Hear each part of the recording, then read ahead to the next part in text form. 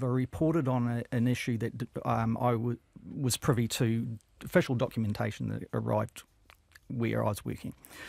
And what it did is excluded people from life-saving end-stage renal dialysis treatment on the basis of whether or not they were blind, if they were over the age of 65, whether or not they had a history of intellectual disability, mental health, antisocial behaviour, imprisonment. It excluded them from being able to have that life-saving treatment. It was implemented, and there was a Core Health Services Committee set up to actually administer and enforce that. It took the right of the clinicians to decide whether or not any procedure was going to be a benefit for those people, and placed the criteria, exclusion criteria, in front of those decisions. It was dropped after it hit Parliament, after we reported that. Yeah. And I have never, ever been able to re-establish a trust of a political apparatus, particularly in government, when you've got forces that may actually erode the right to life. Okay, understood. Yeah. I've got to get Baroness Laura Finlay on, and I'm sorry I've crimped her time a bit, but we had a bit of a problem contacting her, I think, or something happened. Good afternoon. Hello. I haven't Hi, thank you. Look, I know it's a very complicated issue and we don't have a lot of time to hear your point of view on it, but you probably don't trust either a political apparatus or necessarily the doctors making the decisions down the track once you green light this kind of thing. Would that be correct? I think if you're going to change the law, you have to be absolutely clear that the law applies to the whole population. And is what you're changing it to going to be safer for everybody and more effective than what you've got in place at the moment? You don't change the law for a few exceptions. You change the law for the whole population.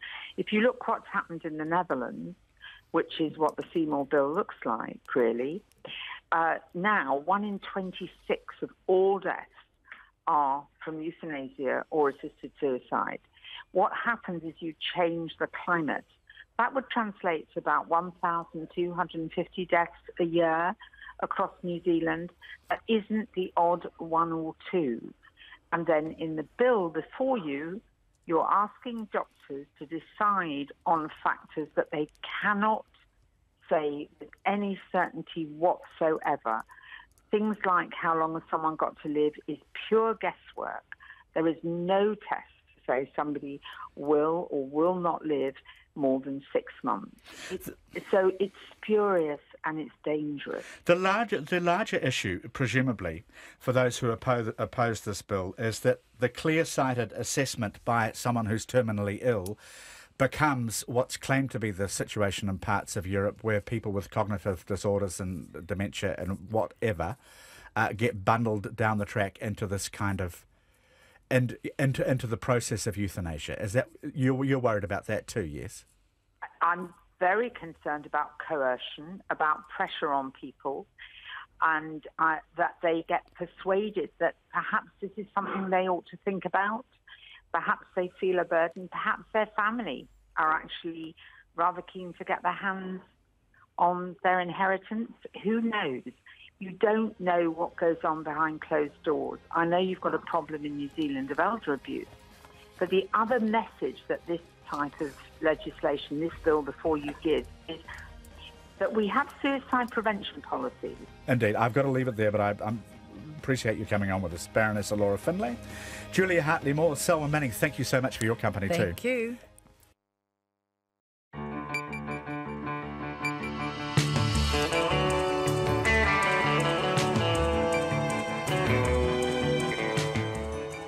Kia ora everyone. Tonight, outrage at revelations American entrepreneur Peter Thiel was granted New Zealand citizenship after spending 12 days in the country. The immigration minister at the time, Nathan Guy, claims he's a great ambassador for the country. So is he? The Vatican treasurer, Australian Cardinal George Pell, facing multiple charges of historical sexual assault. The health minister, Jonathan Coleman, on mental health. And a new hotline number. Labor vows to lift the minimum wage. Ngāni Laumape prepares to fulfil a lifelong dream when he makes his All Blacks debut off the bench, if they ask for him, against the Lions this weekend. And 40 tries in the World Series. Michaela Blyde is a special guest.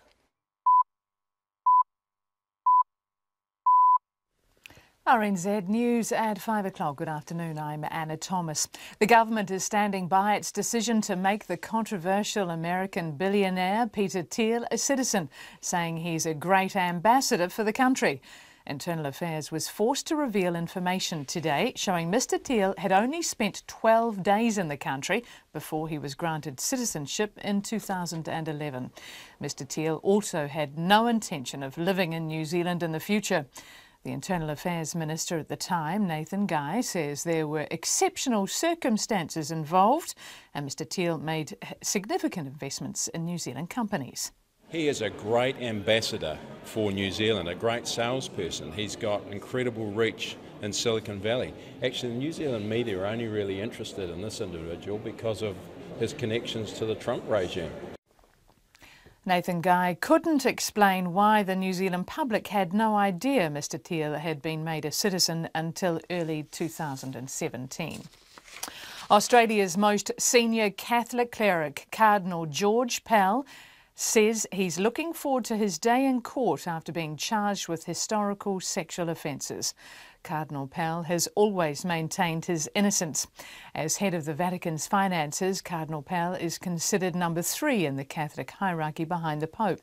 The ABC's Margaret Paul reports. Police say the case involves multiple complainants and Cardinal Pell is required to appear on summons at the Melbourne Magistrates Court next month. Pell has always strenuously denied any wrongdoing. In a statement, he says he will return to Australia as soon as possible to clear his name, following advice and approval by his doctors. Pell is expected to make a further statement in Rome in the next few hours. Margaret Paul reporting. The Health Minister has launched a new strategy to lift the low rates of organ donation from people who have died. Jonathan Coleman says a record number of transplants, 181 organs from 61 deceased donors, were carried out last year, but rates remain low. Dr Coleman says the government will spend $500,000 next year to increase specialist medical and nursing organ donation capability within some hospital intensive care units. That 500,000 will help in terms of having not only trained staff, but potentially more staff to help with organ donation issues. So, the staff are busy enough as it is. They need a highly trained resource to make this happen. Jonathan Coleman says the recent budget also committed $700,000 a year to help remove the financial deterrent to people being a live organ donor. A new 24/7 free text and call number has been launched to provide people with easier access to mental health and addiction services. The Health Minister says the Need to Talk 1737 number will connect people anywhere in New Zealand with trained counsellors who can offer support. They will also be able to refer callers to primary and secondary mental health services in their communities. Professional basketballer Corey Webster has taken the stand in court defending 2 assault charges, one of hoodie grabbing and the other beard pulling. The former Breakers player told the North Shore District Court he was joking with Michael Tilton, who was dressed up as Santa at a Takapuna bar last year, raising money for Starship Hospital. He says Mr Tilton had a long painted white beard that he didn't think was real, but when he asked him, he said it was. I then pulled on his beard and he said, yeah, you can pull on it and check if it's real. At the same time, he tugged on my little beard, if you want to call it, and we had a joke about it. He laughed about it, I laughed about it. He then shook my hand and walked away. Corey Webster was initially charged with punching, but the judge amended that to one of hoodie grabbing, saying the evidence was unreliable. The Labour Party says it wants to stop what it says is a race to the bottom by lifting the minimum wage and softening the government's 90-day trial period for employees. In announcing the policy, the Labour leader Andrew Little says the changes would promote a fairer deal. He says working people are not sharing in the country's economic prosperity. By the end of the first term, end of 3 years, we want as many as we can get on or close to the living wage as we can. Now, bearing in mind, the living wage is going to change itself over that period of time, but we've got to make that extra effort to make sure that more people are getting better and fairer pay, which at the moment they're not. Andrew Little says the changes would prevent the small number of bad employers undercutting good employers. Palmerston North is confident it's broken the Guinness World Record for the largest scrum in history. 1,758 people packed down at Palmerston North Boys High School this afternoon to beat the previous record by nearly 200 people. It's 5:05. All Blacks coach Steve Hansen has called for an end to the war of words with his British and Irish Lions counterpart Warren Gatland before the second test in Wellington on Saturday. Hansen has hit back at Gatland's comments several times this tour, the latest at the inference that his players deliberately tried to injure Lions halfback Conor Murray. However, Hansen today rejected any suggestion of personal animosity between the pair, and he says he's looking forward to sharing a beer. I sit back and I laugh. Like I read somewhere where, I lashed out at Warren Gatland. I haven't lashed out at Warren Gatland at all. We've got a lot of common interests. He likes racing horses, so do I. And as I said before, I've got a lot of respect for him. Looking forward to having a beer with him and a chuckle about life. Steve Hansen. Seven-time Grand Slam winner John McEnroe says he regrets saying Serena Williams would be ranked 700th in the world if she had to play on the men's tennis circuit. McEnroe says he is surprised by the controversy but stopped short of retracting his statement. The Warriors hooker Isaac Luke is likely to return to the field within a fortnight after dislocating his shoulder in the last week's National Rugby League win over the Bulldogs. Luke will miss this weekend's trip to Perth to play Manly before taking advantage of next week's bye to rest and rehabilitate. Coach Stephen Kearney expects to have him back for the game against Penrith on July the 14th. And that's the news. A worldwide cyber attack. I think this is beyond the sophistication of your typical cyber vandals. It didn't just rely on one technique like WannaCry did. It actually had three major ways of spreading itself. Medication by drone. This is a huge amount of money for Google to have been fined. €2 billion. A digital generation. I actually want our young people to be developing the content for virtual reality and those things, and whatever it is that comes our way. Looking to the future. Morning Report with Susie Ferguson and Guy and Espiner, weekdays from 6. Then on 9 to noon, community midwives get their first pay rise in years tomorrow, while a major revamp of the funding model for the sector is put on the table. And after 10, Julianne Bell, who's been blind since birth and uses echolocation as a way of seeing with sound. Join me, Catherine Ryan, on 9 to noon after Morning Report on RNZ National. And now the short forecast from Met Service to midnight tomorrow. Northland and Coromandel Peninsula. Fine spells, a few showers, mainly in eastern areas. Auckland to Wellington, including the Bay of Plenty in the central high country, mainly fine. Areas of frost or fog tomorrow morning. Cloud increasing during tomorrow afternoon and a few showers from the evening. Gisborne to Wairarapa, mainly fine. The odd coastal shower until tonight. Nelson and Marlborough, excluding the Kaikoura coast, fine spells and isolated showers, turning to rain tomorrow evening. Kaikoura coast and Canterbury fine today, apart from coastal cloud or fog. A few spots of rain from tomorrow afternoon. Bulla to Fiordland, scattered showers developing this afternoon, turning to rain with heavy falls tomorrow morning. Otago and Southland fine, apart from areas of fog or low cloud today. Rain developing tomorrow, and for the Chatham Islands, mostly cloudy with a few showers. RNZ National, it's 5:08 and you're listening to Checkpoint with John Campbell. Thank you very much indeed, Anna Thomas. Coming up on the program tonight, a new mental health hotline. Australia's top Catholic figure has been charged with multiple counts of historical sexual assault, and relatives of Hillsboro victims react to news. Charges are finally being laid. But first, the fact that American billionaire Peter Thiel was made a citizen of New Zealand after spending just 12 days in the country.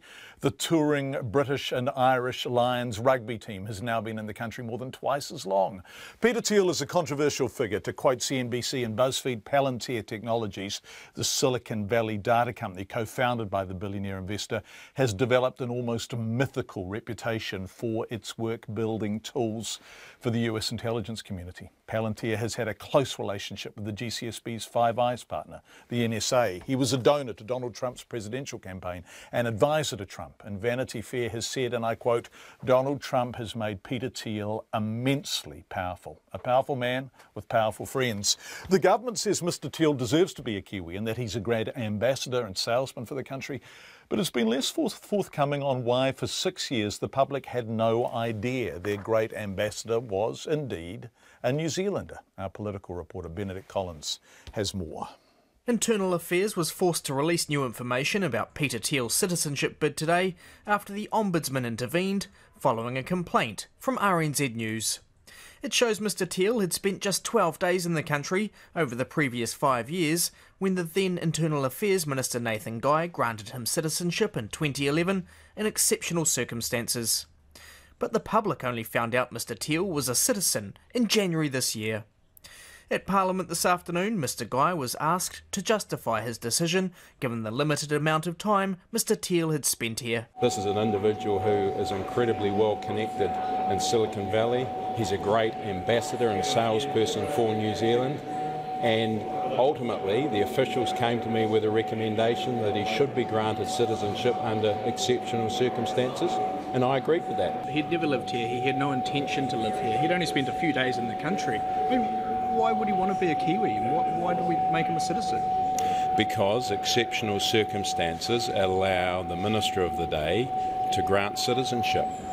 The officials at DIA recommended to me that he's worthy of being granted citizenship under exceptional circumstances. I backed the decision in 2011, I back the decision now. But do you really think he's a Kiwi if he's only spent 12 days in the country? He is a great ambassador for New Zealand, a great salesperson. He's got incredible reach in Silicon Valley. Actually, the New Zealand media are only really interested in this individual because of his connections to the Trump regime. If he is such a great ambassador for New Zealand, why did we not find out he was a New Zealand citizen until 5-6 years after the fact? I can't answer that. You'd need to go and ask Peter Thiel. That's something to do with DIA and their processes. Thanks so very he's much. Pretty quiet ambassador. He's a great ambassador for New Zealand. But Labour's not buying it. Its immigration spokesperson, Ian Lees-Galloway, says it was an astonishingly unusual decision. If Peter Thiel was an amazing ambassador and salesperson for New Zealand, we would have found out that he was a citizen of New Zealand because he would have been telling the world that he was a citizen of New Zealand. He kept it under wraps. He hasn't gone around telling the world that he's a citizen of New Zealand and that he's proud of New Zealand. And the Green Party co-leader, James Shaw, says it looks like citizenship is being auctioned off to the highest bidder. It is utterly remarkable, and I have to say I think it throws up serious questions about decision-making processes at Immigration New Zealand, particularly given that Peter Thiel provided no real compelling evidence as to why it was necessary for him to be a citizen, especially after spending a grand total of 12 days here. The New Zealand First Leader, Winston Peters, says the decision to make Mr Thiel a citizen is a joke. It makes a mockery of any rules that the National Party claim to be following. There is one rule for the seriously rich and different rule for everybody else. But then again, they've got so many thousands in that category who've circumvented the criteria that we used to apply. Mr Peters says Internal Affairs' attempt to keep the number of days Mr Thiel had spent in the country hidden from the public is also very serious. Mr Peters says it shows public servants have been politicised.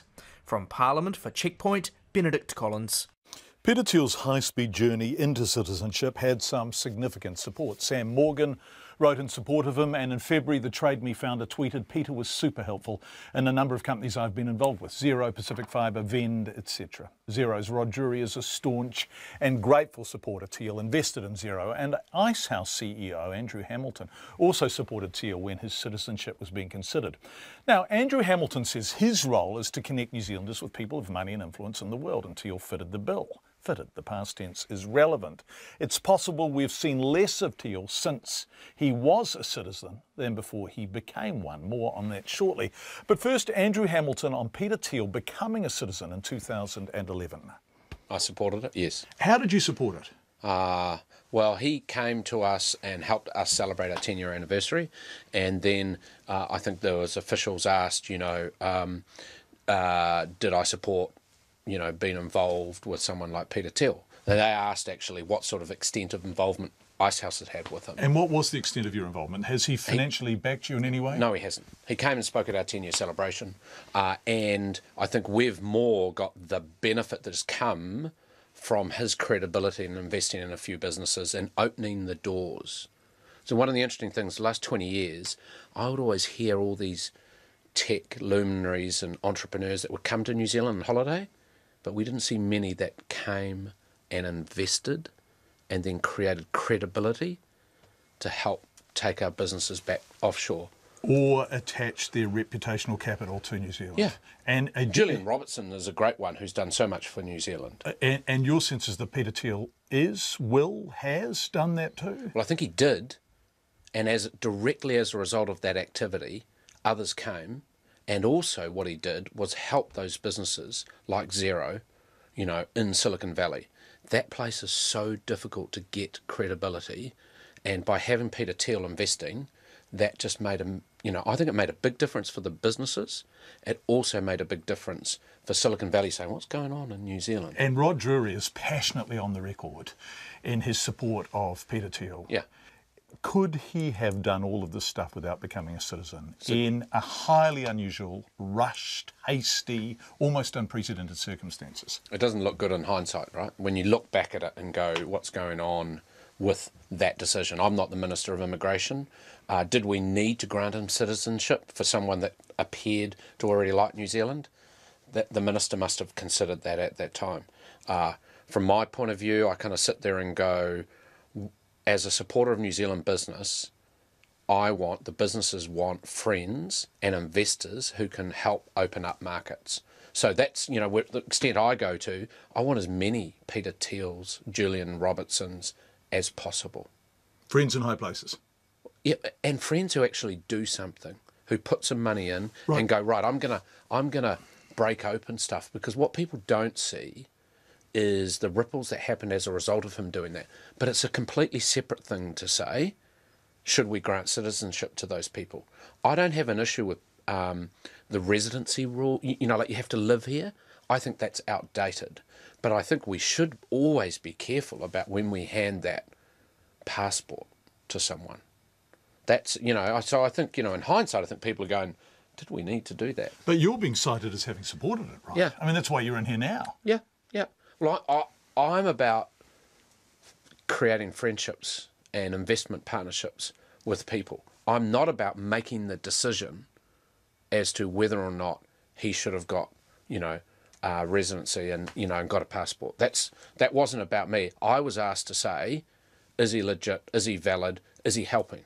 Okay. And he is, all those things. Is he legit? Is he valid? Is he helping? Absolutely. He has around that time. Is he, more recently? Yes. No, because his attention's gone elsewhere. The issue, I guess, is if he got citizenship contingent upon a sense of what he would do for New Zealand, has he done it? Well, if you look at the economic impact from Xero, yes. Would we have liked him to go on? Maybe the disappointment is that his attention has gone elsewhere. He's still got his properties here. So he's a very private man. It's hard to know. Absolutely. And look, I'm not asking you to defend the decision because you didn't make it. No. You were asked to support it. Well, you were asked, I guess, to speak on his behalf, and you were able to say, look, my experience with him has been this, positive. Yeah. But this is a case, isn't it now, of will you still love me in the morning? In other words, have we woken up and found that he's gone? Well, we've all got to learn, right? Like, I don't know whether we learn from these decisions, so the next time this opportunity comes up, we go, wait a minute, is that the same situation? It's no point crying about the decision. We should just go, the decision was made. We want friends in high places. We want connected. We want people who can bring capital. New Zealand lacks access and big chunks of capital for some of our high-tech companies. Look at Silver Fern Farms with the Chinese investment, that 100 million or 200 million investment. We need those. And we've just got to learn to what extent are we giving something away to get that back. And I think if it came up again, someone like a Peter Thiel, do you think he's going to get, passport? What's the answer to that question? Well, I don't think so. I think we, as a country and people, an immigration minister will be going, okay, let's just think about, what are we getting in return over time? I still think we've got benefit, but I don't think the debate is a good one because it makes all of us more conscious about what we're giving away and what we're getting back in return. Because I think Peter Thiel still loves New Zealand, but he's not investing here like he did.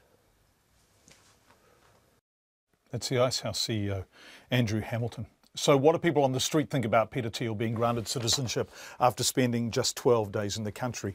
We went to the electorate of the man who was PM at the time, John Key. Helensville is a safe national seat on the outskirts of Auckland. Zach Fleming asked people what they thought of the citizenship of Peter Thiel. Well, he's not even prepared to live here. Why is he a citizen, you know? Do you think he should be allowed to keep his citizenship? No, it should be revoked. Yeah, like pronto. It really frustrates me because I have a friend of mine who is living here as a refugee. He said that like if he goes back to his country, he will get killed because he's gay. And he is having the worst time trying to get citizenship and refugee status. And it's taken him like 5 years and he still hasn't got it. But some rich C-word can come here and be here for 12 days. And because he's got loads of money to throw at people, it's fine. I'm just sick of seeing this happening everywhere. It's like people don't actually give a shit. Well, not people, the government doesn't give a shit about people that are in need or people that actually need to be here because of like their situation back home. But if you've got money, that's totally fine. I reckon we should all be like given the same opportunities and treated equally with everyone. I think it's disgusting and I don't think that should have happened at all. I think our country should represent more than just money. Like New Zealand is more than just, you know, someone who's got money. I don't think it's very worthwhile that he was granted citizenship just because of, you know, his money, basically. Yeah. Everyone should have equal rights, you know. It doesn't matter how much money you've got. Do you reckon he should be able to keep it? Well, I think that he's disrespected New Zealand personally, so not at all. No, not right at all. No, that's crazy. I don't think, that should happen. So do you think he should be allowed to keep and retain his citizenship? No, definitely not. No way. No way at all. I mean, I was born in Australia, came here when I was 3 and had to apply for a passport and had to get, citizenship for being a New Zealander, you know, and that was so many years down the track. So hard process? Yeah, it was a hard process, yeah. So no, I think that's just ridiculous and it sucks. He should go through the same process as everyone else. I don't think that having a lot of money should qualify you for being any better at receiving some kind of citizenship than anyone else. That's the thoughts of people on the streets of Helensville talking to our reporter Zach Fleming. It's 5:22. Coming up on Checkpoint, Vatican Treasurer, Australian Cardinal George Pell faces multiple charges of historical sexual assault. And the World Series win may have been overshadowed by the America's Cup, but the Black Ferns are still buzzing. Winger Michaela Blyde joins us. She scored 40 tries in the World Series. Now, we'd love your feedback on Peter Thiel. You can text us on 2101. You can tweet us at Checkpoint RNZ, Facebook, Checkpoint with John Campbell, or email checkpoint@radionz.co.nz. Don't forget you can watch us online, Facebook Live, rnz.co.nz. That's our webpage, of course, /checkpoint, on Freeview Channel 50 and on Face TV Sky Channel 83. Sky Channel 83. Multiple opportunities to watch us, screens all over the shop. The Health Minister, Jonathan Coleman, says he's taking a paper to Cabinet shortly detailing mental health initiatives to be funded by a $100 million fund flagged in the budget. The new cross-government social investment fund will trial initiatives tackling the root of mental health issues.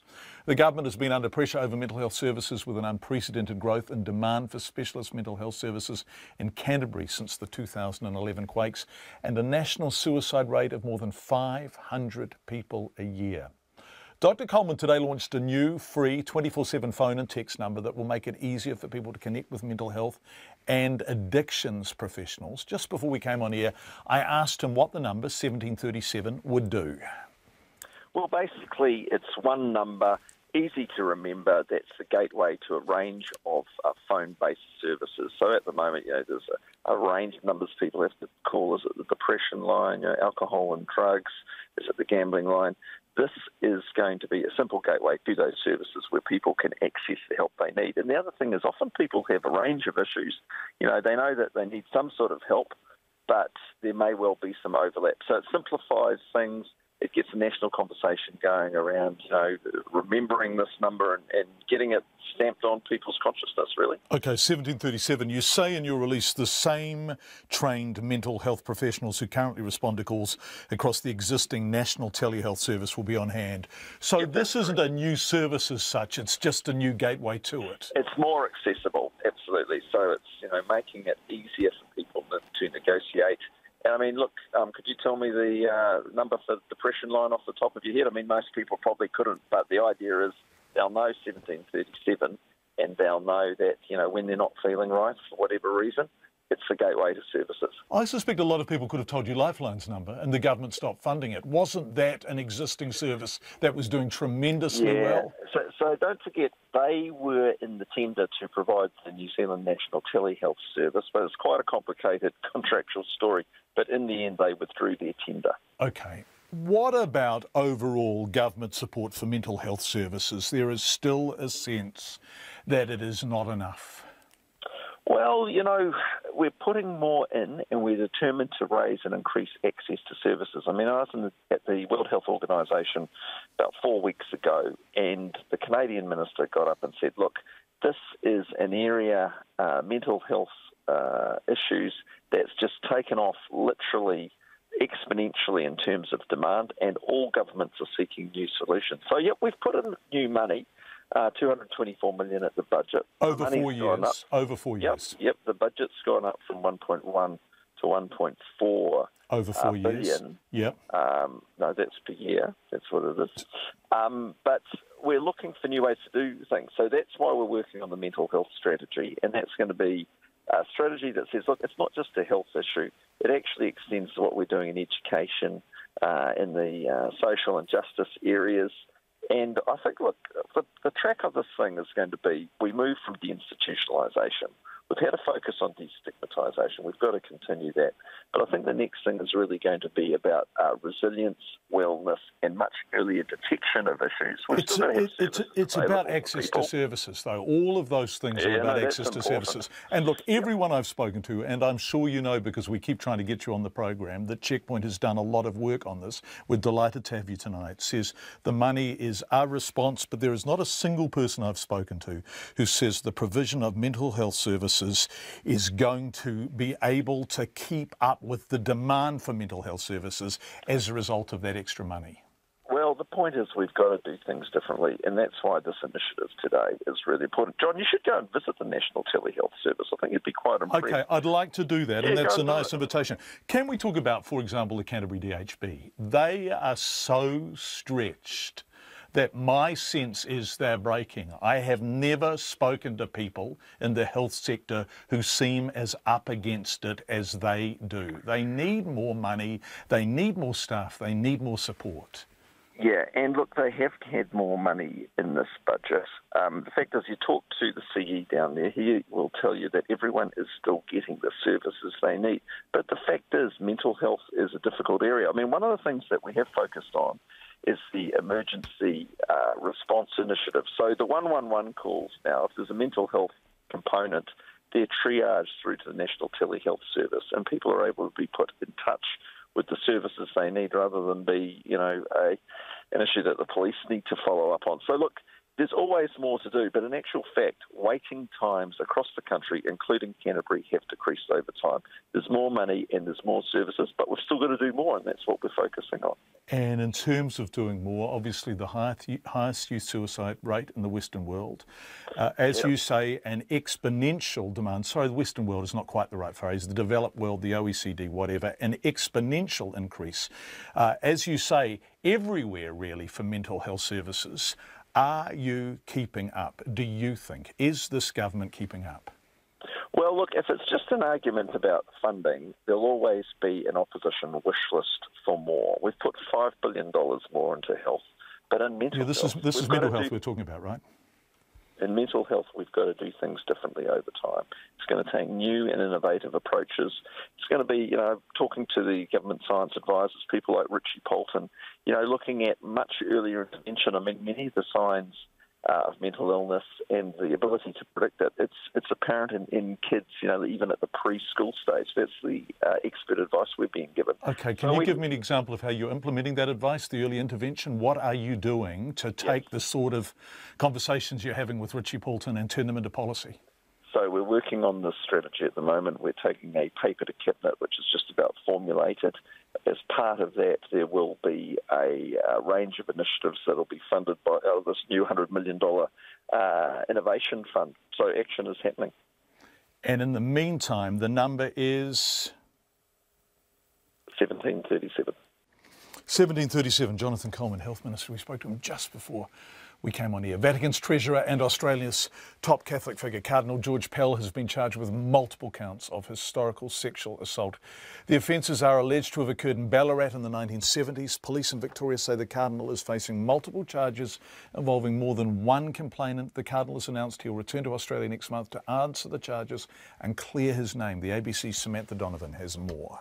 Victoria Police Deputy Commissioner Shane Patton made the announcement at police headquarters in Melbourne this morning. He confirmed that police have today charged Cardinal Pell with historical sex offences. Cardinal Pell has been charged on summons and he's required to appear at the Melbourne Magistrates Court on the 18th of July this year for a filing hearing. The charges were today served on Cardinal Pell's legal representatives in Melbourne and they've been lodged also at the Melbourne Magistrates Court. Cardinal Pell is facing multiple charges in respect to historic sexual offences and there are multiple complainants relating to those charges. There was no detail on the specifics of the charges and we may not hear those details until that court hearing in July. But Shane Patton did say that because there has been a lot of talk in the media about the investigation of these matters, he wanted to clarify what the process has been. The process and the procedures that have been followed in the charging of Cardinal Pell have been the same that have been applied in a whole range of historical sex offences whenever we investigate them. So there has been no change in any procedures whatsoever. Cardinal Pell has been treated the same as anyone else in this investigation. None of the allegations that have been made against Cardinal Pell have obviously been tested in any court yet. Cardinal Pell, like any other defendant, has a right to due process. Cardinal Pell is the third highest ranking Catholic in the Vatican. He's the head of Vatican finances and he spoke in Rome last year when the police investigation was raised with him. The allegations are untrue. I deny them absolutely. I've got no intention of adding to the discomfort or harm of the people who made the allegations, but they're not true. I'm like any other Australian. I'm entitled to a fair go. Untested allegations should be put through the proper procedures. I'm quite prepared to cooperate with appropriate civil and appropriate procedures. I won't cooperate with trial by the media. Cardinal George Pell himself speaking in Rome last year, editing that report from the ABC's Samantha Donovan.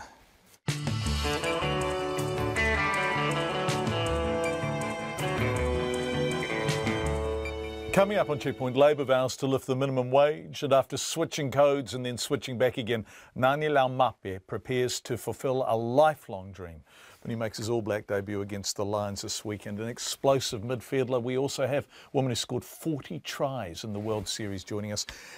Sharon's along with business news next, but first, Anna with the headlines. The government says the controversial American billionaire Peter Thiel is a great ambassador for the country. It was revealed today that Mr Thiel only spent 12 days in New Zealand before he was granted citizenship in 2011. The Internal Affairs Minister at the time, Nathan Guy, says there were exceptional circumstances and Mr Thiel made significant investments in New Zealand companies. The Wellington iwi organisation, the Tenths Trust, is taking court action against the former partner of Sir Ngā Tata Love in an effort to gain back some of the money it lost in a property development promoted by the pair. The one-time high flyer in Māoridom is serving a 2.5-year jail term for obtaining property by deception. The Trust went to the High Court at Wellington today to have freezing orders placed on some of Lorraine Skiffington's properties. But another hearing will take place next month after Justice Williams declined to hear the case, citing previous connections with the Trust and the Love family. Australia's most senior Catholic cleric, Cardinal George Pell, says he's looking forward to his day in court after being charged with historical sexual offences. Cardinal Pell has always maintained his innocence. He's considered number 3 in the church behind the Pope. The Health Minister, Jonathan Coleman, says a record number of transplants, 181 organs from 61 deceased donors, were carried out last year, but rates remain low. He has launched a new strategy to lift the rate of organ donation. All the evidence has been heard in the assault trial of professional basketballer Corey Webster. The former Breakers player took the stand at North Shore District Court today, defending his actions on the night of his 28th birthday at a Takapuna bar. The prosecution and defence will give written submissions before the judge decides on the 2 assault charges. And that's the news. Thank you so much, Hannah. Let's turn to business news now with Sharon Brett-Kelly. Hi, Sharon. Business confidence very upbeat, a report says. Yes, overall at a 9-month high. This is according to ANZ's Business Outlook for June. The telling figure is how businesses feel about their own prospects, and that's very strong. 43% expect better times ahead. That's the highest reading in 3 years. More plan to invest in their own businesses, and they're keen to hire staff, even though we've got this crunch on finding the right people to fill jobs. Sentiment is strong across all the regions and all the sectors, so retail, service, construction, all strong, but notably it's agriculture, and I guess that's no surprise given Fonterra was very bullish with its opening season milk price forecast. Also, the number of firms that plan to invest or that plan to put up their prices has crept a bit higher, and now at its highest in more than 3 years. And I talked to ANZ's chief economist Cameron Bagri about this today, and he says New Zealand businesses are in a really good space. Says the figures point to economic growth accelerating, or at least on a very firm footing right through to the end of 2017. Which I guess, and this is a separate conversation, will put pressure on interest rates eventually, won't it, for the Reserve Bank? Although, yes. Yeah. And I did ask him about that, and he said, yeah, well, that is another story. Although I think they're saying that, you know, inflation, these businesses were asked about inflation, and they've sort of kept it at that 2%. Okay. So kind of interesting there that they've managed to, keep that down. Rubicon has taken full ownership of genetics company ArborGen. That's right. So Rubicon, as we know, that's the last part of the old Fletcher Forest empire. Right, sorry, yes. Yeah, just a reminder, it was a major shareholder in Tenon, which was the renamed Fletcher Forests. But now all its New Zealand operations are sold off. Tenon is pretty much wound down and delisted, and Rubicon is very much a US-focused operation, focused on biotechnology within the forestry sector. It helped found ArborGen, and that company produces seedlings for trees. That's its job, I suppose. Now Rubicon is buying out the 2 partners, so it will own ArborGen outright. It's buying those 2 partners' shares for $29 million US. Says it's delighted with the deal. It's been very keen on extending its involvement in ArborGen. Says it's an undisputed leader in global forestry genetics. So the purchase is going to be partly funded by a share placement, which will raise $12.5 million US. And 2 major shareholders, Not Partners and Libra Fund, are the ones who will buy those shares in that placement. And Rubicon says this makes it much stronger financially, and it means that it doesn't have to go to the other shareholders to raise capital. Interesting, I wanted to talk to Rubicon's chief executive, Luke Moriarty, to ask him what are his plans, because it's still listed on the New Zealand Stock Exchange, but it really has no interest here in New Zealand. So what are its plans? But he didn't get back to me. Right.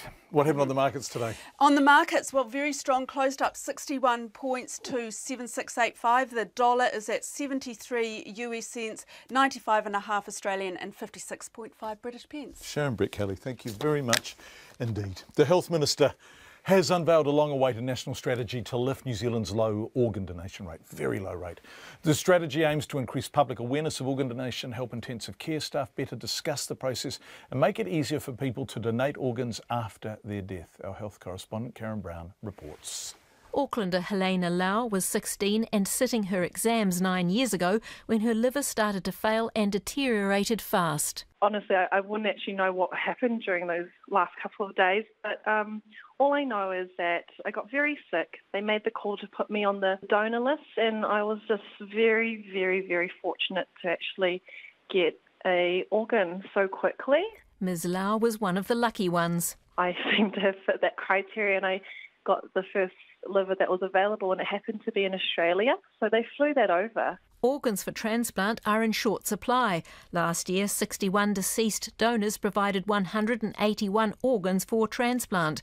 The rate of deceased organ donation has risen more than 55% in the past 4 years, but New Zealand's rate remains low at 11.7 per million people. That's below Australia's 15.5 and 40 per million in Spain, where consent for organ donation is assumed unless people have opted out. Health Minister Jonathan Coleman today announced $500,000 will be spent boosting specialist medical and nursing organ donation capability in some intensive care units. That $500,000 will help in terms of having not only trained staff, but potentially more staff to help with organ donation issues. So, the staff are busy enough as it is. They need a highly trained resource to make this happen.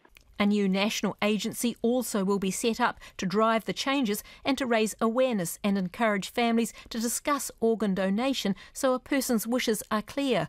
A leading Auckland transplant specialist, Stephen Munn, says more discussion among families is needed. The easiest way to make this work is for it to become a common conversation in every family where the other family members, the ones who are going to be, overseeing the affairs of the recently deceased, know what that person wanted.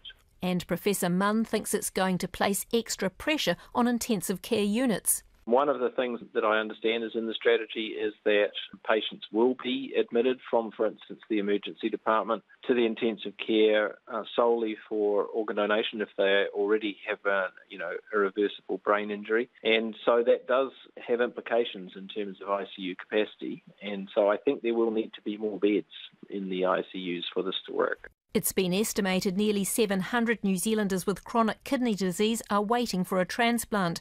The head of Kidney Health New Zealand, Max Reid, backs the strategy but worries about whether $500,000 will be enough. If I was an intensive care specialist, I'd find the offer of an additional $500,000, maybe, depending on which ICU you're in, pretty insulting, and it's certainly going to place the implementation at risk if that is the only kind of resource investment that is being looked at.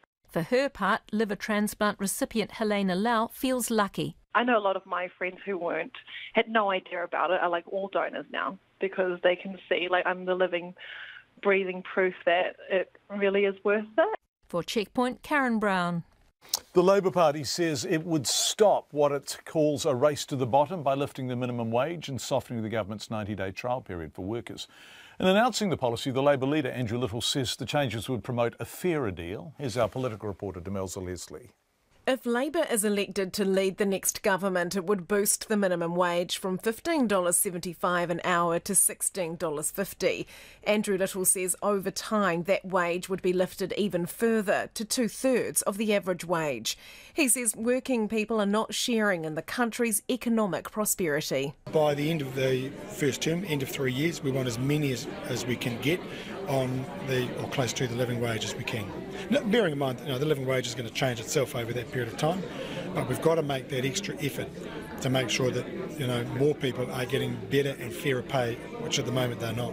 Labor would also scrap the 90-day trial period, which allows employers to fire new staff within the first 90 days without giving a reason.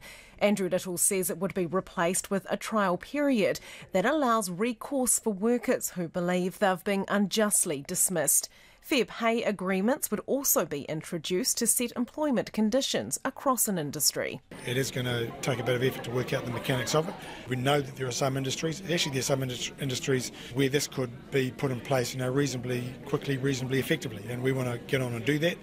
We know that there are some industries where the employers are complaining that they are being undermined and undercut by competitors who just want to cut wages and compete on that basis rather than quality of service, quality of product. The Finance Minister, Stephen Joyce, finds the policy ironic. Because it's the Labor Party and the week that they've just shown that they're one of the worst employers in New Zealand. And I just can't believe that they decided it was a good idea to put this out this week, given their recent track record. The people that they're talking about in terms of unfair employers, they just should go and look in the mirror. And while the Green Party's workplace relations spokesperson Denise Roach supports the policy, she says the Greens would completely revoke the 90-day trial. We know that the 90-day trials have not resulted in anybody, any vulnerable workers or young workers or anybody getting more jobs. That hasn't been what's happened from it. So to keep it and then to just sort of set up a referee system for disputes doesn't really address the whole fact that people on 90-day trials, they'll still be on 90-day trials, they'll still be vulnerable. Andrew Little says the trial period referee system would be simple, fast and provided free of charge, but at a cost to the government of $4 million. From Parliament for Checkpoint, Demelza Leslie. In the noisy celebrations surrounding the America's Cup victory and the All Blacks Test win against the Lions, the name Michaela Blyde might have slipped under the radar. It shouldn't have. The Black Ferns winger scored 40 tries for the team in the World Series. 40.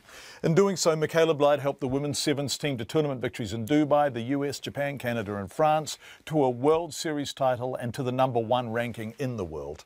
Now, the 21-year-old has come from the fringes of the Black Ferns to be one of the global stars of women's sevens. But rugby's a team sport, and Michaela Blyde, who arrived home with the team yesterday, is still buzzing about just being part of the World Series champs. For me personally, it still doesn't really feel like that's what we've done because it's such a hard sport. The training is just so difficult, and so, winning is just such a bonus. But to be honest, we've been training so hard since November last year to try and get back that World Series trophy because it's been so long since we actually had it, and it's been such a long time since we even won a tournament since before Dubai last year, obviously. So to bring back that World Series trophy to New Zealand, it's such an awesome feeling, and to do it with a bunch of girls who I love so much and management that worked really well together was just such a bonus as well. So it's a really good feeling to win the World Series. Can you tell me about the training? What do you do? Well, for most of us girls, it's Monday to Saturday training week. So it comes to about 2 trainings a day from Monday to Saturday, give or take a day where we train only once a day. 2 trainings a day? Yeah. Sometimes 3.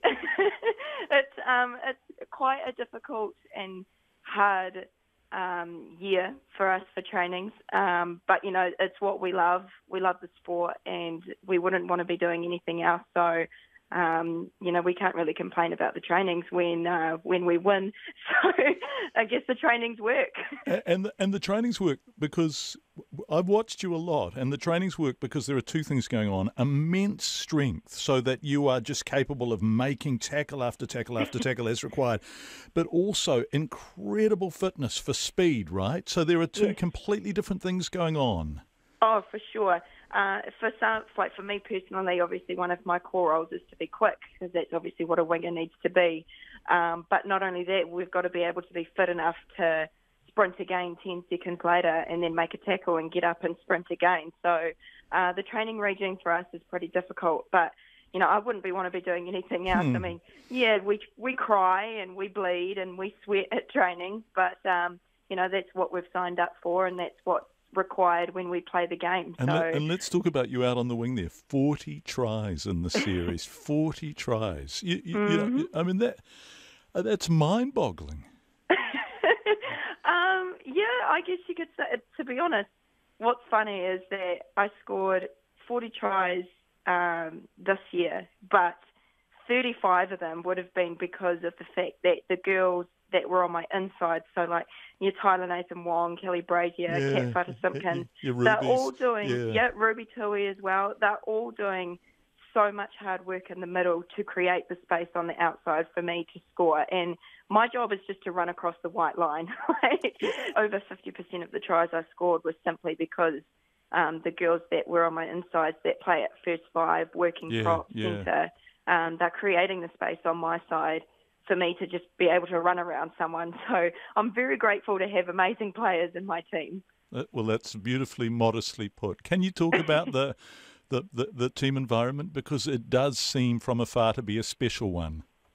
It is. You could say that our environment is very special. We worked on our culture off the field from October last year because previous years we've had, I guess you could say, difficulties on fixing our culture and having the right values and right protocols. And so for us, our main focus was making sure that we had a good relationship with each other. We had a good relationship with players and management because that's always very vital in the level of sport that we play out with the professionalism that we have. So it was important for us to get our culture right because, to be honest, for those who don't play sport, people would think that you've got to get your on-field stuff right. If you don't have the game plans right, you're not going to play well. But it's quite the opposite. If you don't have your off-field protocols right, if you don't get the environment right, then you're not going to play well. So for us, it was making sure that we got our culture right and our environment right. So then when it comes to the on-field stuff, it just flowed and it just spoke for itself. So for us, it was just making sure that we got the culture off the field. And it obviously worked because we won the World Series and we won 5 out of 6 tournaments. So I guess what we're doing is right, and we're going to keep on doing it for till 2020, obviously, when the Olympics comes up. Michaela Blythe from the Sevens team that just won the World Champs. 40 tries she scored. Relatives of the victims of Britain's Hillsboro Stadium disaster have described news that criminal charges are being laid against 6 people 28 years on as bittersweet. 96 Liverpool football fans were crushed in a fenced-in enclosure at Hillsboro in Sheffield in 1989. Those facing charges include the police commander in charge on game day. The BBC's Judith Morrish reports. They've had inquiries, investigations and inquests, but the Hillsboro families have never had public prosecutions. They've fought for nearly 30 years for this moment. I'm absolutely delighted. We've got today everything we could have asked for. The decisions by the CPS, in my opinion, were correct, or are correct. And we look forward to the due process through the court of law. In 1989, the police officer in charge at Hillsboro was David Duckenfield. He will now face prosecution. There is sufficient evidence to charge former Chief Superintendent David Duckenfield with the manslaughter by gross negligence of 95 men, women and children. The match commander ordered the opening of an exit gate through which the fans poured onto overcrowded terraces. He's charged with the manslaughter of all but one of the victims. Tony Bland died 4 years later, too late to be included in the charges. In the years after Hillsborough, Sir Norman Betterson rose through the ranks to become Chief Constable of Merseyside and later West Yorkshire. He's charged with misconduct in a public office, accused of lying about the fans being to blame. He said he's disappointed to be charged and will vigorously defend his innocence. Andrew Brooks is one of those killed at Hillsborough. He was 26. His sister Louise has long campaigned for justice and was in Warrington today to hear that charges will be brought. It's another event where my parents haven't been alive to see it or to hear it, and it's not just my parents, it's other Hillsborough families who have gone to their graves never seen today. The families were told that 23 suspects were originally considered for prosecution. In the event, 6 will face trial. Graham McCrell was Sheffield Wednesday company secretary. Responsible for safety, he's accused of failing to carry out his duties. Peter Metcalfe was the solicitor acting for South Yorkshire Police. He's charged with perverting the course of justice in relation to amendments made to police statements. At home today, he would not answer questions. No comment, just the same as ever. Right. Former Chief Superintendent Donald Denton in the middle here is also charged with perverting the course of justice, said to have overseen the process of altering the statements. Former Detective Chief Inspector Alan Foster faces the same charge, accused of being central to the process of changing statements. No one from the ambulance service is being prosecuted, and no organisation will face corporate charges over Hillsboro, which has disappointed some. A mixed bag, a couple of names that we didn't expect and a few that we think have been omitted. There'll be 6 people facing criminal charges who might not have done if we hadn't have been resilient and all stuck together and fought this long fight. Professor Phil Scraton has spent years working to expose what happened at Hillsboro and says the passage of time must have had an effect on the number of charges. If we'd have had the kinds of investigation then that we've had now and the kind of attention paid to the detail of prosecutable charges then as we have now, I think we'd have seen a lot more prosecutions. The youngest to die at Hillsboro was just 10 years old, the oldest a pensioner. They were all unlawfully killed.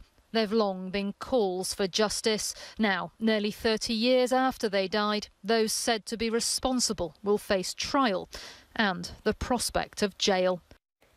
That report from the BBC. It's 5 minutes to 6.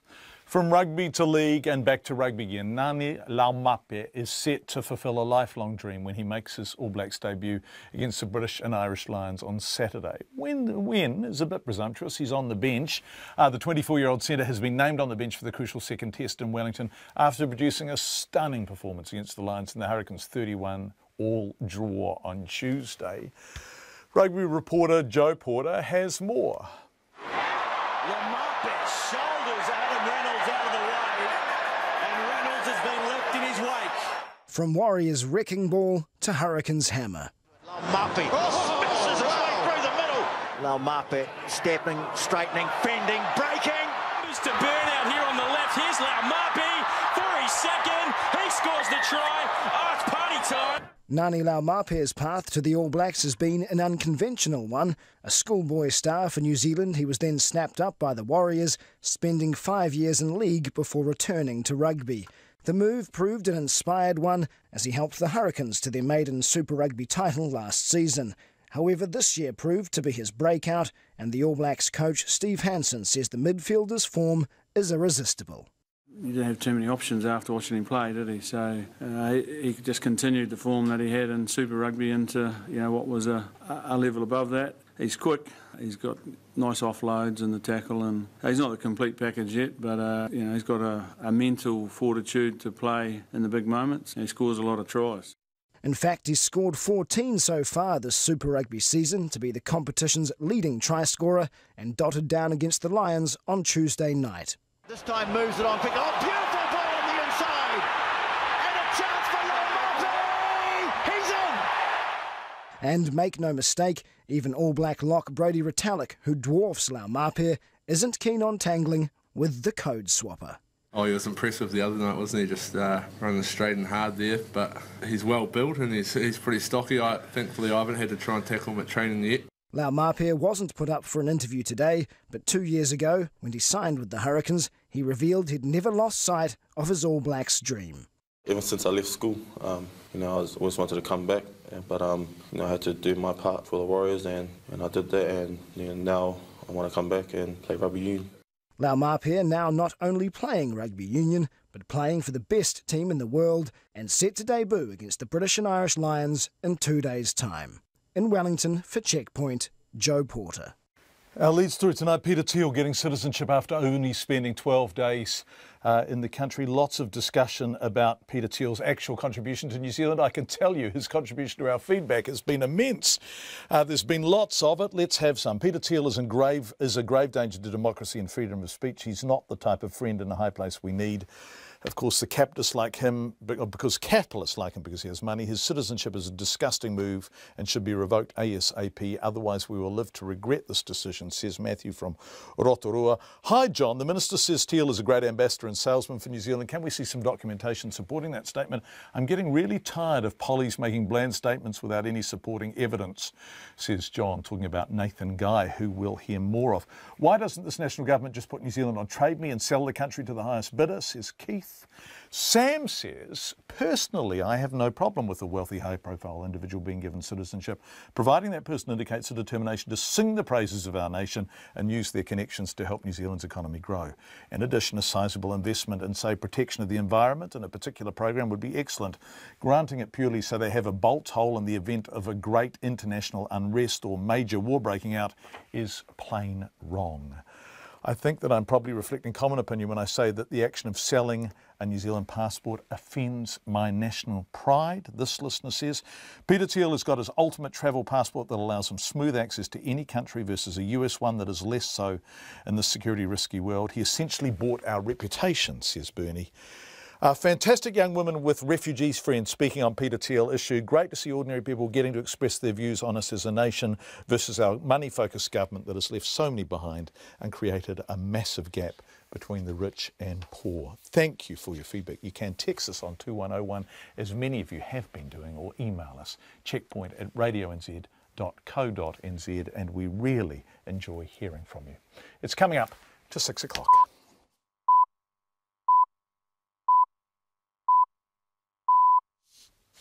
RNZ News at 6. Good evening, I'm Anna Thomas. The citizenship granted to the American billionaire Peter Thiel has been defended by a leading New Zealand businessman.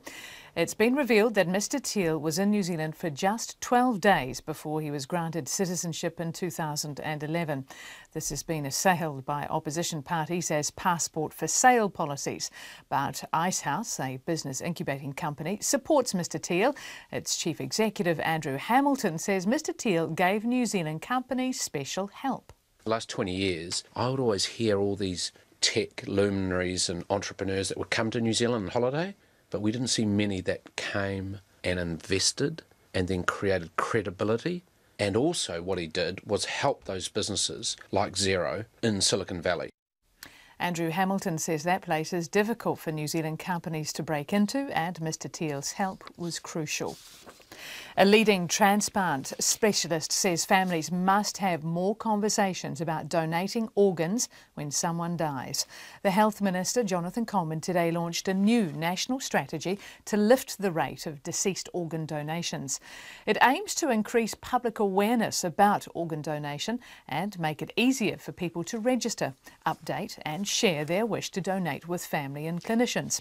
Professor Stephen Munn of the Auckland District Health Board says discussing it with family is far more important than a register.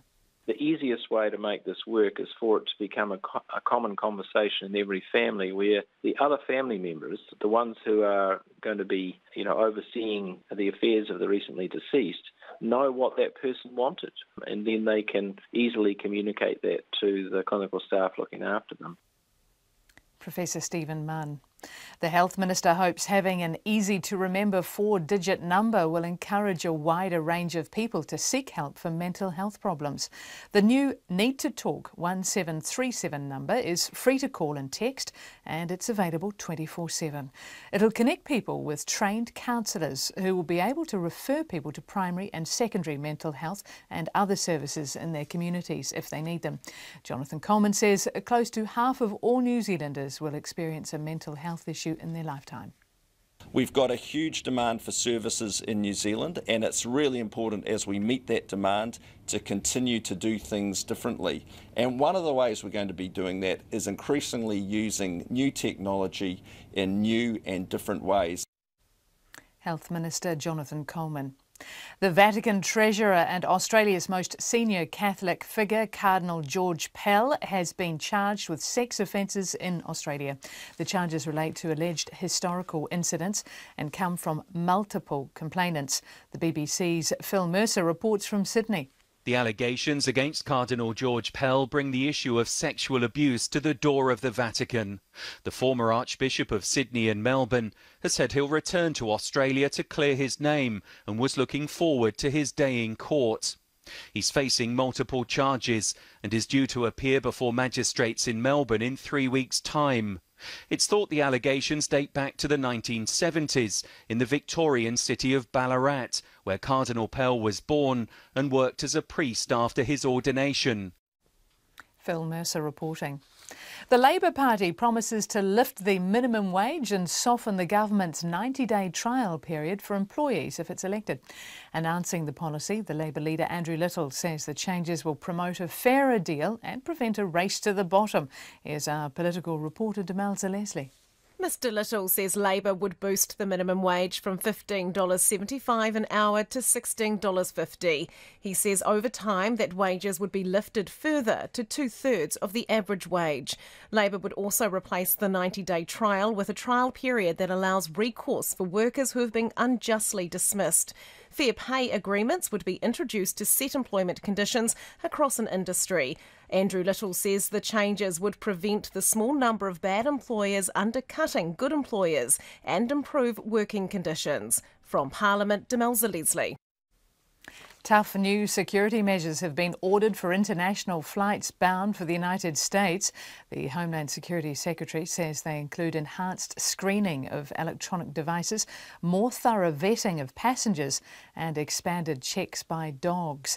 John Kelly says airlines that fail to meet the new guidelines could face a total passenger ban on electronic devices such as phones and tablets. Unless we all raise our security standards, terrorists who see commercial aviation as the greatest takedown will find and attack the weakest link. Together we have the opportunity to raise the baseline on aviation security globally. US Homeland Security Secretary John Kelly. The measures will affect 325,000 airline passengers on about 2,000 commercial flights arriving daily in the United States. It's 6:05. Lions coach Warren Gatland agrees his sides have to approach the Saturday second test in Wellington differently if they're to have any chance of levelling the series. The All Blacks defeated the touring side 30-15 in the first test at Eden Park. Gatland has named Owen Farrell in the midfield in place of Ben Thiel, while Johnny Sexton will start at first five.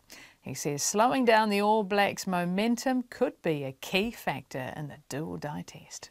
We've got to stop the momentum off 9. If they do come hard off 9, that's going to be an issue for us, making sure that we do that. But look, the All Blacks may come with a different plan. They may come to throw the ball around. They may come with a plan to kick the ball a bit more. Discipline is a key for us, making sure that we don't give away soft, unnecessary penalties. There was 2 or 3 last weekend which changed the momentum. Lions coach Warren Gatland. The Chile goalkeeper Claudio Bravo has saved 3 successive penalties to give his side a 3-0 shootout win over Portugal after their Confederations Cup football semi-final in Russia ended in a goalless draw.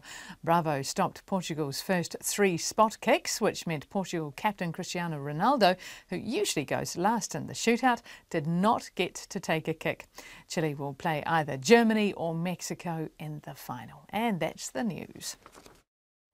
Tonight on Nights, Deirdre Dalberg on her belief in the healing power of art, something she tries to put into practice at her Central City studio. This week's Cultural Ambassador Miles Buckingham continues the story of Jamaican music in Jamaica and beyond, while Alison Balance joins an expedition to Putauhinu, one of the Titi Islands around Stewart Island. Lousy access for humans, perfect for birds, on Nights with me, Brian Crump, from after the news at 7 on RNZ National. And now the short forecast from mid-service to midnight Friday. Northland and Coromandel Peninsula, fine spells. A few showers, mainly in the eastern areas, clearing for a time this evening. Auckland to Wellington, including the Bay of Plenty and the central high country. Areas of frost or fog tomorrow morning. Cloud increasing during tomorrow afternoon and a few showers from the evening. Gisborne to Wairarapa, mainly fine. Nelson and Marlborough, excluding Kaikoura Coast, fine spells and isolated showers, turning to rain tomorrow evening. Kaikoura Coast and Canterbury fine. Apart from coastal cloud or fog, a few spots of rain from tomorrow afternoon. Buller to Fiordland, scattered showers turning to rain with heavy falls tomorrow morning. Otago and Southland fine, apart from areas of fog or cloud, rain developing tomorrow. And for the Chatham Islands, mostly cloudy with a few showers. RNZ National, it's 6:08 and you're listening to Checkpoint with John Campbell. Thank you very much indeed, Anna Thomas. The government says Peter Thiel promotes New Zealand, quote, all the time to people in the United States. It's defended its granting the billionaire citizenship after it was revealed he spent just 12 days in the country. Mr Thiel was granted citizenship under an exceptional circumstances clause in 2011. He also had no intention of living in New Zealand in the future, at least as far as he could see. The Internal Affairs Minister at the time, Nathan Guy, who signed off on Mr Thiel's citizenship, was waylaid by reporters on his way into Parliament this afternoon. 12 days. Did that not stick out at you when you were making the approval? No, it didn't. I went back and had a look. Over 2.5 years, I signed out 833 cases, all exceptional circumstances. I've been back and reviewed the file. I completely agree with the officials at the time that he should have been granted citizenship under exceptional circumstances. This guy has made a significant investment here in New Zealand, and if you think back to 2011, at the time we were coming through a GFC, we were rebuilding or just really starting to rebuild Christchurch, and this individual had stepped up and said, yes, I want to be a part of the rebuild. But so what's the government's message to the world? If you've got money, you can come here? Not at all. Exceptional circumstances are there for a reason. This is an individual who is incredibly well connected in Silicon Valley. He's a great ambassador and salesperson for New Zealand, and ultimately the officials came to me with a recommendation that he should be granted citizenship under exceptional circumstances. I backed the decision in 2011. I back the decision now. But do you really think he's a Kiwi if he's only spent 12 days in the country? He is a great ambassador for New Zealand, a great salesperson. He's got incredible reach in Silicon Valley. Actually, the New Zealand media are only really interested in this individual because of his connections to the Trump regime.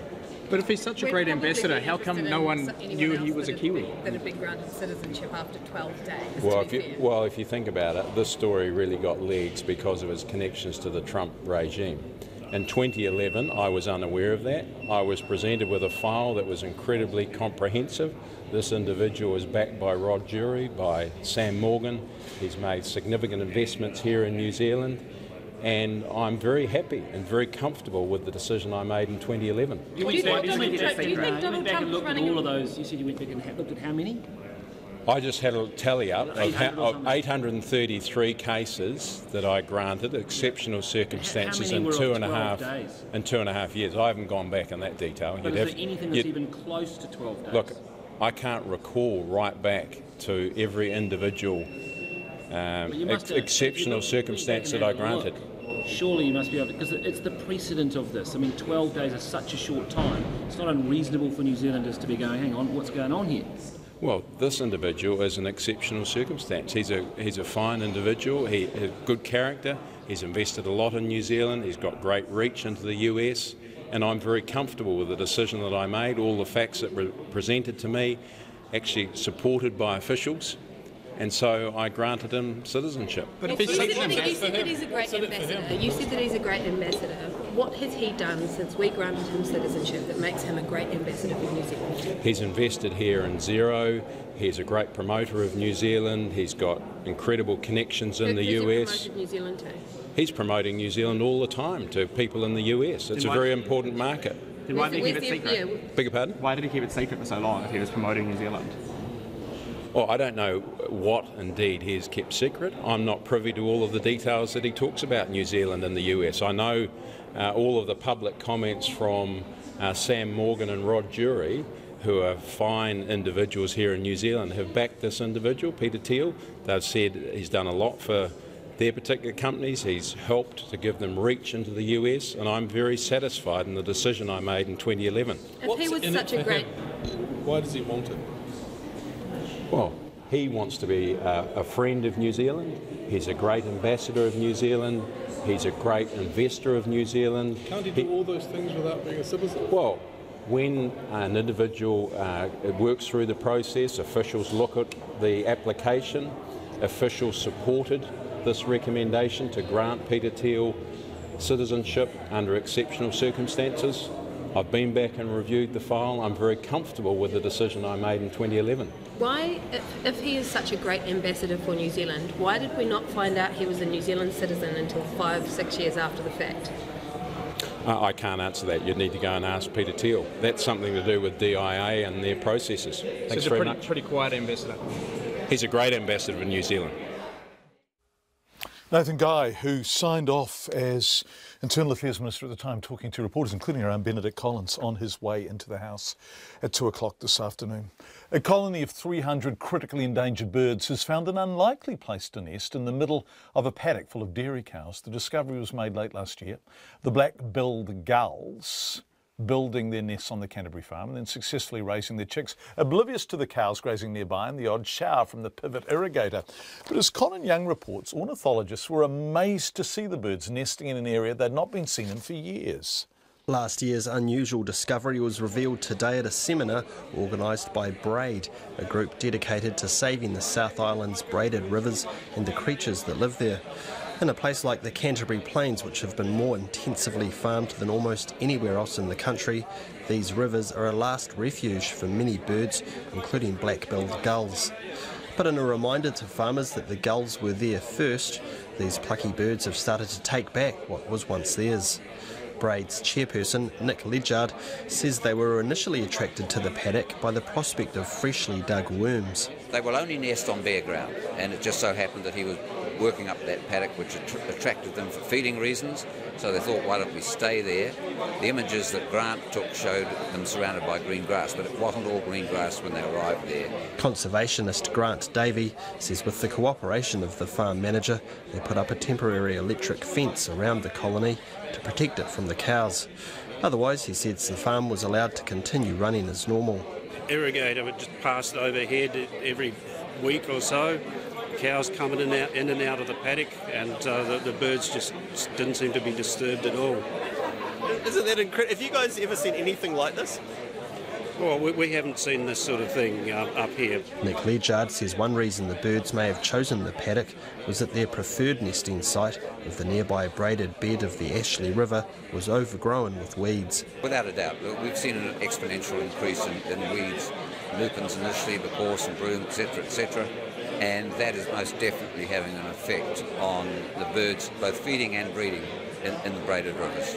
Grant Davey says there are advantages to setting up a colony in the middle of a farm paddock, which is relatively peaceful compared to a river easily accessed by people walking their dogs and other threats. But he says they will make efforts this year to try to encourage them back to their former home. We're planning on clearing some islands in restricted areas where the birds have known to breed in the past. We can't possibly clear the whole river, but we can clear large enough areas, so we expect that some of the birds will come back. But while some species are surviving on the plains despite what civilization might throw at them, others are not doing so well. At today's seminar, the Department of Conservation's Chief Science Advisor, Ken Huey, pointed out a recent report from the Parliamentary Commissioner for the Environment, which found a third of native birds would become extinct unless action was taken soon.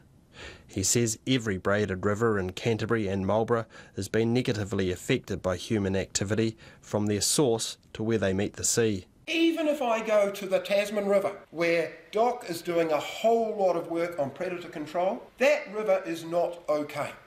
If I go to the Upper Ahuriri to go fly fishing on occasions, that section of that river is not okay.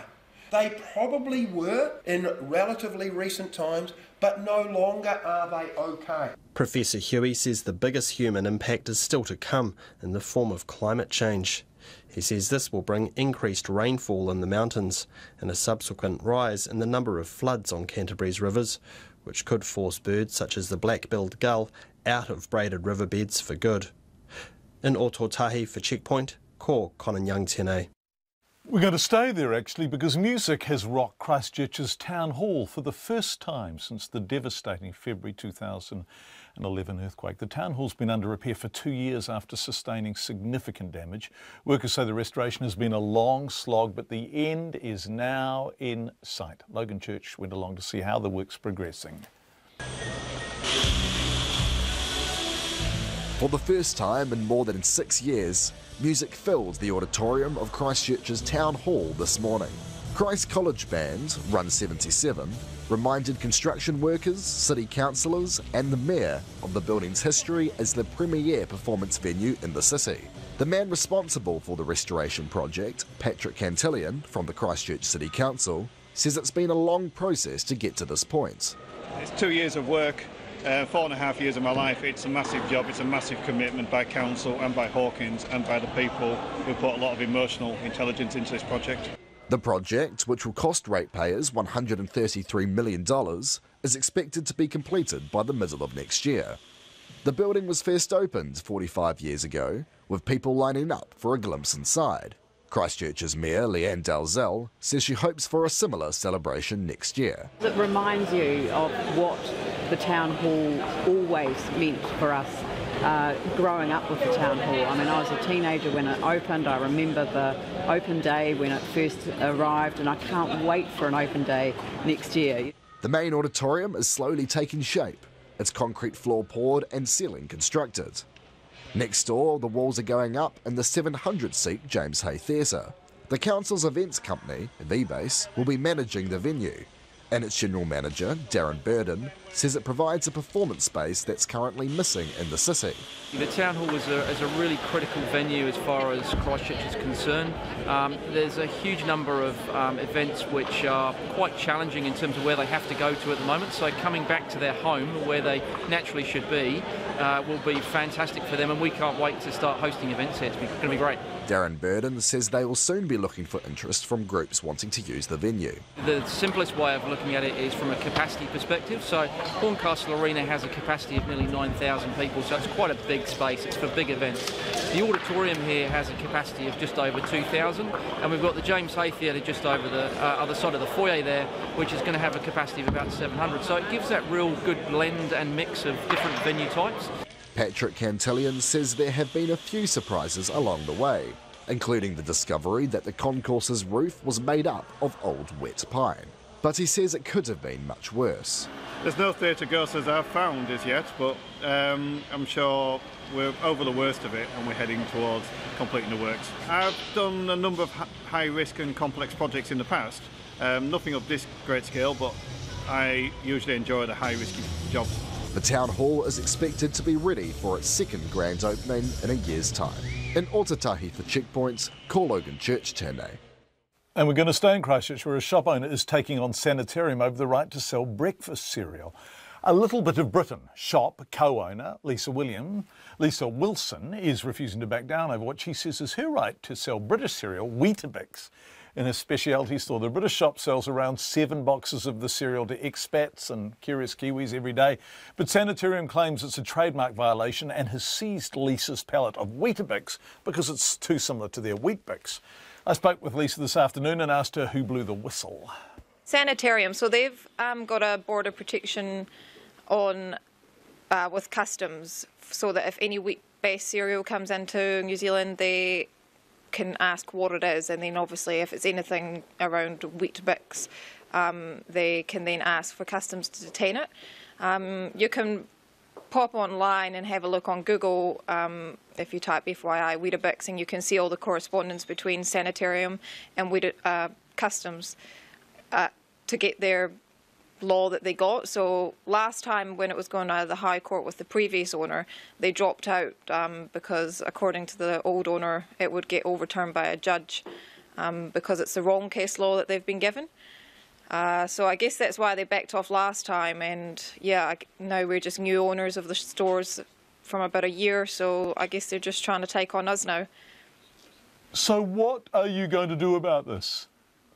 We're not willing. They wanted us to come to an agreement and put a label over the packaging so that Weetabix is crossed out. But in my eyes, it's not a trademark infringement because we're not trying to confuse any customers, you know, deceive the product or pass it off or anything like that. To be honest, it's pretty much the complete opposite. We have a little niche market of British customers.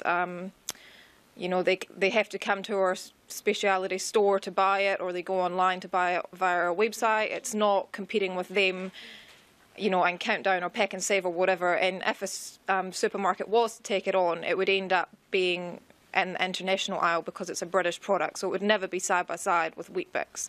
And I mean, if you ever look at the box packaging yourself, I'm pretty sure you can see it's completely different, and you know, it looks different, tastes different.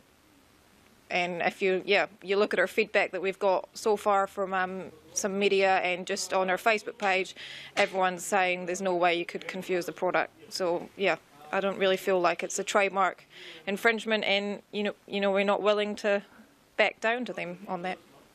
But can you afford to take Sanitarium on? Can you afford to fight them in court, for example? What will you do to get... How many cartons of Weet-Bix? How many are you trying to get into the country?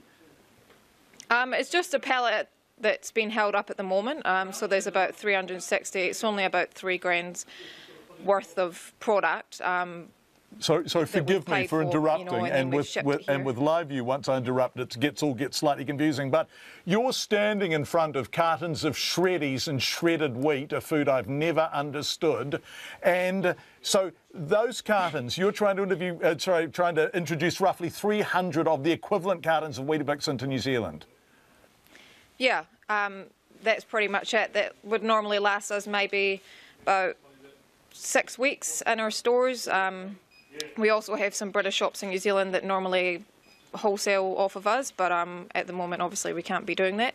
So we probably do about maybe 9-10 pallets a year of it, you know, and it just seems very stupid that they feel threatened by a small business in New Zealand compared to the probably thousands of packets of Weet-Bix that they produce every day. So you've got 300 roughly cartons waiting to come in. You say that lasts you 6 weeks, so my math says that's 50 cartons a week. So you're selling 7 cartons of Weet-Bix a day, roughly? Yeah, roughly. And Sanitarium had your container stocked at the port? Yes. So what are you going to do now? Do you have to go to court? Well, we've just got to go back to Sanitarium. They've sent us an agreement asking us to sign our life away and cover up the word Weet-Bix.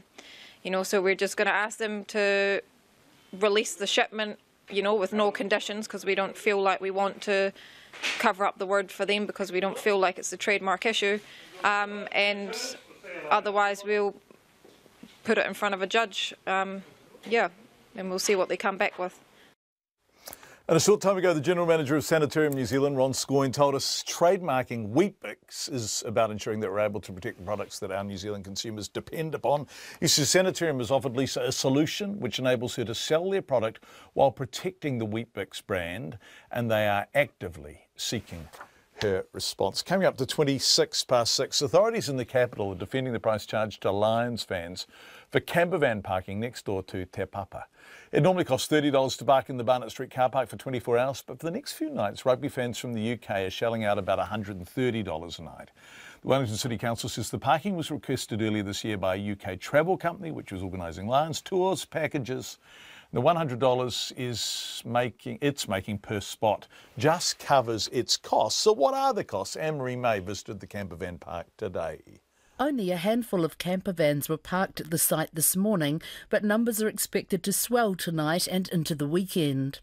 Welsh Lions fan Timothy O'Donnell says in the UK, people going to a game in Cardiff sometimes pay big bucks to stay 70 kilometres away in Bristol. So he's happy to pay $130 a night for a guaranteed spot right in the centre of Wellington. The bars are 50 metres that way, supermarket is 50 metres that way. We got public toilets, and your public toilets are spotless compared to the ones back home. We got a sports centre for shower facilities, and also we can use the swimming pool. I'm quite happy. We like I'm on the harbour front. How much does harbour front property cost here? On the other side of a barrier in the car park, Shane Freeman, an Irish Lions supporter, paid $30 to park his campervan last night, but he said at least those paying the higher price know they have a guaranteed spot. He is not concerned about limited toilet facilities in the area. We have an emergency toilet, but we just use the facilities. We're making sure we finish up in the pub before we come home, and then just sleeping through and going at breakfast time. Derek Fry, the acting head of Wellington's Regional Economic Development Agency, says the organisation was approached by a UK travel company which wanted to arrange convenient parking for its tour group. He says the $100 the council receives covers costs and takes the burden off ratepayers. Our costings are based on 24-hour security, a downtown location, toilets, hot water, and indeed in the case of Cable Street, they enjoy a special licence. They can have a wee dram in their camper van in the evening because they're actually in the no-go alcohol zone. Derek Fry says the fee charged in Wellington is similar to what Alexandra Park is charging in Auckland, and it's much closer to the stadium. In Wellington for Checkpoint, Anne-Marie May. Lots and lots and lots of feedback on Peter Thiel. This from Patrick Flanagan. We're going to read out. Hi, Checkpoint. I think that when the Minister of Internal Affairs makes a citizenship decision based on, quote, exceptional circumstances, there should be a legislative requirement that the decision, along with the reasons for it, be publicly notified at the time, so that the Minister can be held to account politically on their decision at the time and not some years later once they moved on and can no longer be held to account in a political sense. Thanks, Patrick. So Patrick is effectively saying that the decision should be notified so that people can respond to it and know about it immediately. Remember, Peter Thiel became a citizen in 2011, but we only found out he was one of us, a New Zealander, in 2017. So Patrick has come up with a response to that. Lots of you are saying, actually, we're just really cross and exasperated. Vexed, I think, was the word one listener used about the whole thing. Let's go through a sample. Hi, John. Just had a great idea. How about citizenship for Larry Ellison? That'd be handy. Cheers, says Karen. I wonder how much tax Peter Thiel is paying in New Zealand. Citizen Thiel could subsidise our crumbling health sickness management system. Mental health needs a wealthy patron. When Kiwis are in crisis, the only truly reliable support is the Samaritans, says Glenn from Karori. Great show. Thank you, Glenn. Lots of people are giving us their stories of becoming New Zealand citizens. How long it took, how protracted, how difficult, when they'd been here for some years and then left the country because a family death or something overseas and returned, they had to start from scratch. We really appreciate your feedback, and what you are consistently saying, and your feedback is overwhelmingly one-sided, is that your experience of becoming New Zealand citizens was way, way harder than Peter Thiel. Still, whatever you think of it, 12 days isn't a particularly high bar in a duration sense. Thank you so much for your feedback. Thank you for listening. We really appreciate your company. That's it from Checkpoint tonight. On behalf of our excellent team, we will be back tomorrow evening at 5 o'clock. Until then, ka kite anō, and a very good evening indeed. RNZ News headlines at 6:30. A leading New Zealand businessman has defended a government decision to make an American billionaire a citizen. An easy-to-remember 4-digit number has been set up to encourage people with mental health problems to seek help. A top advisor to the Pope facing sex charges is pledging to return home to Australia and clear his name. And Labour is promising to raise the minimum wage and soften the 90-day trial.